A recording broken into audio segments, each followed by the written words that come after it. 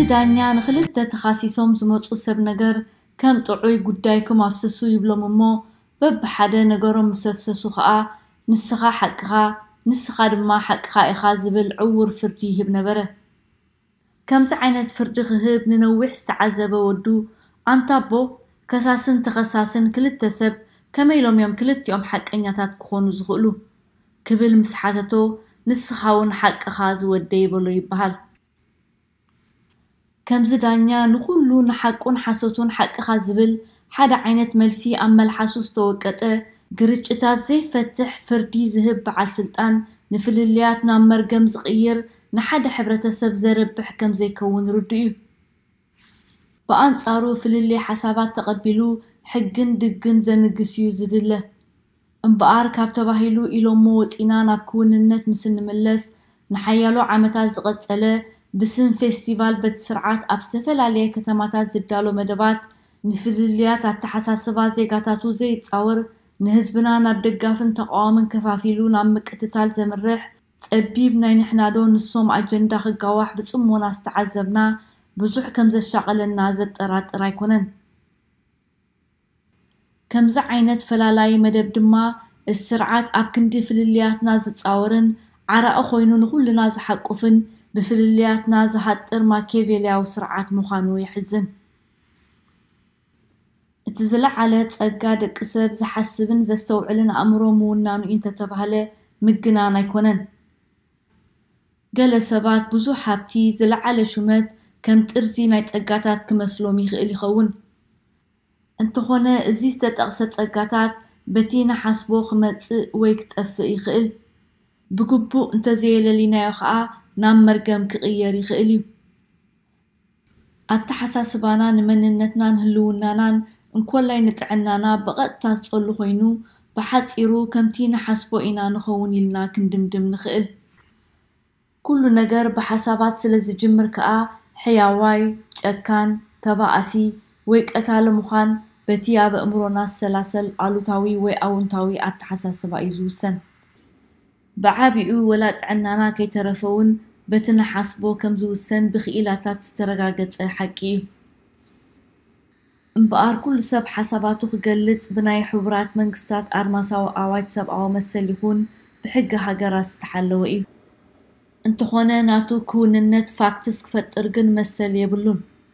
ሰባት ሓሳባቶም ክገልጹ መሰሎም ምዃኑ ምእማን ግና ምስቲ ሓሳባቶም ክትሰማማዕ ማለት ኣይኮነን።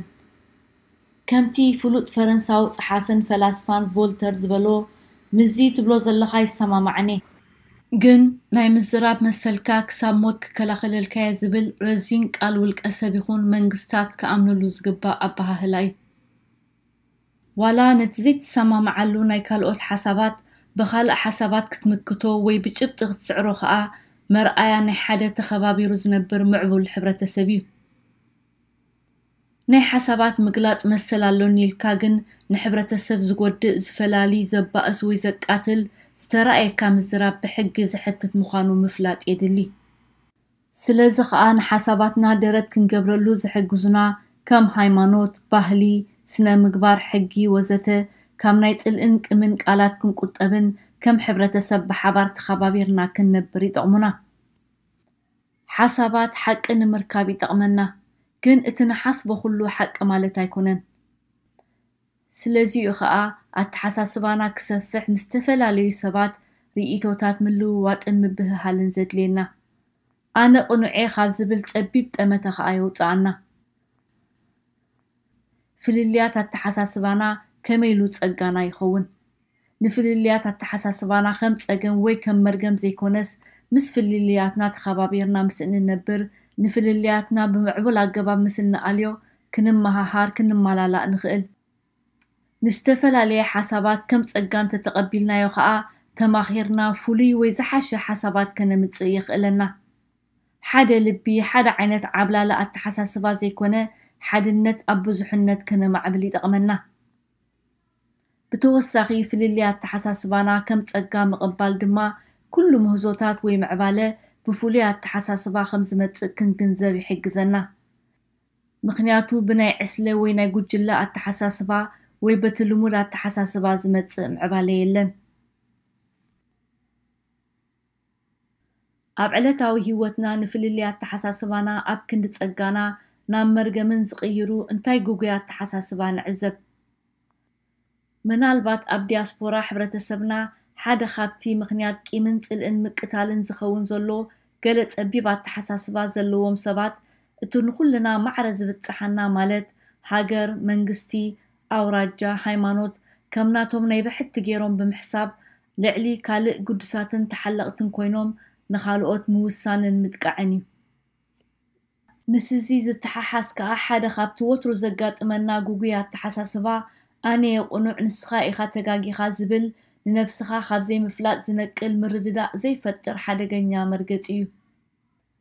ናተይ ሓሳባት እዩ ዝበለጸ ንዓይ ስምዑ ንዓይ ደግፉ ዝብል ጸቢብ ጸረ ዲሞክራሲ ኣረኣእያ እቲ ብብዙሕነት ዝድገፍ ሓሳባት ክስዕር ከም ዝግባእ ዘይምእማን ናብ ቆዮቓን ዕግርግርን እዩ ዝወስደና። ብሓፂሩ ከማይ እንተዘይሓሲብኩም ኣንጻረይኹም ዝብል ጽርዳዊ ኣረኣእያ ናብ ንሕናዶ ንሶም ዝብል ፈላላይ ጎደና ይምርሕ። እዚ ኣብ መንእሰያት ደቅና ብፍላይ ኣብ እስራኤል ዝርአ ምትፍናን ካብኡ ሓሊፉ እውን ምቅትታል እዚ ጸቢብ ኣተሓሳስባን እምነትን ዝኸተሎ ጽንፈኛ ኣተሓሳስባ ምዃኑ ምፍላጥ ነቲ ሽግር ኣብ ምፍታሕ ክሕግዘና ይኽእል። ካልእ ኣዝዩ ዘሻቕል ብቐጻል እንዕዘቦ ናይ ኣተሓሳስባ ጸገም ድማ ሰባትን ሓሳባቶምን ፈላሊኻ ዘይምርኣዩ። ኣብ ክንዲ ኣብቲ ዝቐረበ ሓሳባት ምክታዕን ነቲ ሓሳባት ምንቃፍን ወይ ምድጋፍን ነቲ ሓሳባት ዘቕረበ ሰብ ምጽራፍን ምውራድን ናብ ባእስን ዕግርግርን ቅትለትን ዝወስድ ጉጉይ ኣካይዳ ንዕዘብ። ከመይልካ ከም ዝተሓስብ ዝብል ምጥቃን ምንዋር ሰብ እንታይ ክሓስብ ከም ዘለዎ ምውሳን ክብርን ሰብኣውነትን ካልኦት ዝግህዝ በደል እዩ።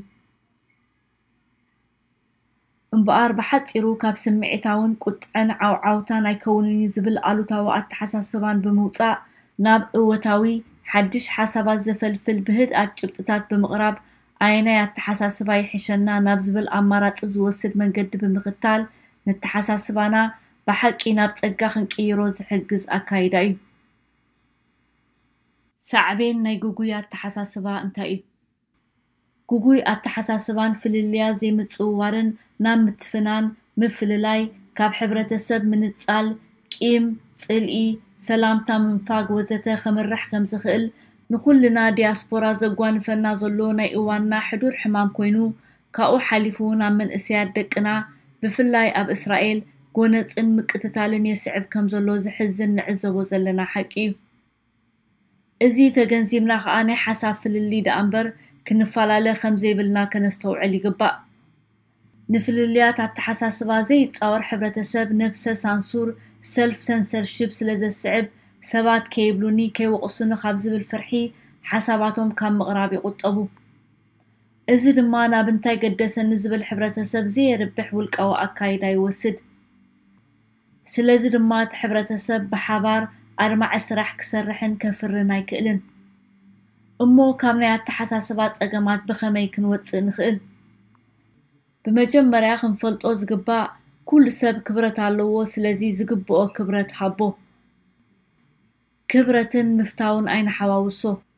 ምፍታው ምፍቃር ጽቡቕ እዩ። ልዕሊ ኩሉ ግና ምክብባር እዩ። ክብራ ተኸባቢራ ከም ዝበሃል ወላ እንተዘይተፋተኻ ክትከባበር ናይ ኩሉ ዜጋ ግዴታ እዩ። ካብ ድሩት ወይ ጸቢብ ኣተሓሳስባ ምውፃእ ኣብዚ የድሊ ሓናፂ ዘይኮነ ጭብጢ ዘይብሉ ናይ ሸንኮለል ዝርርብ ዘይምእታው ወይ ብዝቐልጠፈ ምቁራጽ ካብ ጸቢባ ረኣያ ወፂእካ ካልእ ዝሓሽን ዝማዕበለን ሓሳባት ከም ዘሎ ምእማንን ምቕባልን ተጋግየ ኣይተሓዘለይ ምባል ድኽመት ዘይኮነ መርኣያ ልቦናን ሰፊሕ ኣእምሮን ምዃኑ ምፍላጥ ብዙሕ ግዜ ነቲ ሓሳቡ ዝገልጽ ዘሎ ሰብ ብጽሞና ዝሰምዕ ውሕድ እዩ። ዳርጋ ኩሉ ሰብ ክዛረብ ጥራይ እዩ ዝደሊ። ስለዚ ጽኒኢልካ ምስማዕ ናብ ምስምማዕ ከም ዘመርሕ ምእማን ይግባእ። ካብቲ ዝቐርብ ሓሳባት ብዓቕልን ትዕግስትን ዝሓሸ ኣማራጺታት ምድህሳስን ምድላይን ብዓብኡ ድማ ኣነ የቁኑዕ ምባል ገዲፍና ሰዓርን ተሰዓርን ዘይብሉ ንኹልና ዘርብሕ ዲሞክራሲያዊ ኣገባብ ምኽታል እቲ ቀንዲ ዕላማና ድማ ንፍልልያትና ተፃዊርናን ፈቲሕናን ኣብ ክንዲ መርገም ናብ ጸጋ ቀይርና ኣብቲ ሕብረተሰብ ስኒትን ምርድዳእን ሕውየትን ንምፍጣር እዩ። እግዚአብሔር ንኤርትራን ህዝባን ይባርኽ ዘለዓለማዊ ክብርን ሞገስን ንስዋዕትና ዶክተር ተስፋ ሚካኤል ገብረ ህይወት ካልጋሪ ካናዳ